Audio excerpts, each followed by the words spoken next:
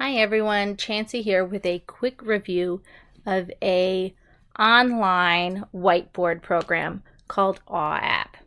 AWW, so it's AWW app, and it can be found at awwapp.com. So it's really nice and quick and easy.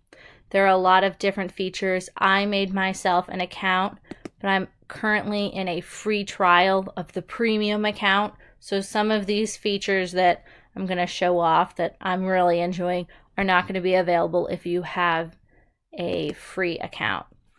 Now, I really enjoyed this board because when I looked and I was researching online for something that I could use in the classroom, this program is actually easily compatible with Google Classroom. So if you know anything about me, you know how obsessed I am with Google's products. So that was a big plus for me, that you can easily share it via Google Classroom with your students. Now, some of their fun features are the fact that you don't have to make all the boards yourself. You can use templates and go in and pull together a board that you don't have to do all the work yourself. If maybe you're in a bit of a rush, this makes things a little simpler. So maybe you just need a simple KWL chart. You can pull them together that way. Or you can find a graph for math lessons, things like that. So that saves you some time as a teacher. Look at that. They even have a coordinate plane. So there you go. It makes math lessons so much easier. You don't have to find something on the internet to then have to edit to work on your own. So I had taken one of them and edited it to be what I would use for possibly a quick ELA lesson in the elementary setting. This can be shared then out with the students. You can post this on project it on your digital whiteboard, in which case students could, or the teacher could, go up to the board and make edits. You can change things as you go. Maybe I'll add symbolism of, I don't know, maybe an apple. You can add things in as you want. Character's name was Sally.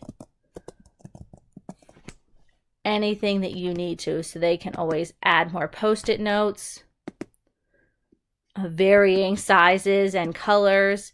You can play with everything that way. So those are a lot of fun.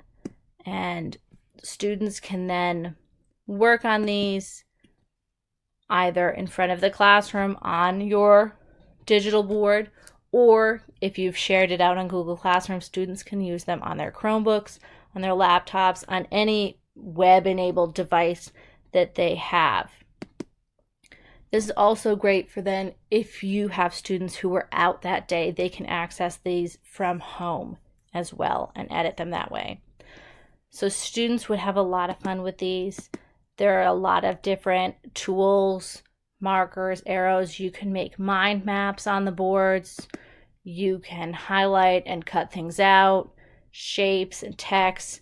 You can even upload, maybe you have your own note-taking graphics that you use in the class. You can upload those and then edit them using this app, this program. You can upload pictures to add in, PowerPoints, things like that.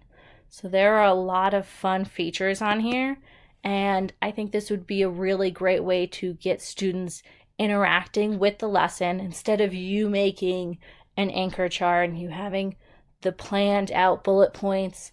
Students can be involved with this, but it also allows for students who maybe are a little more shy about getting up there and sharing their ideas and their thoughts. They can go on and share it digitally.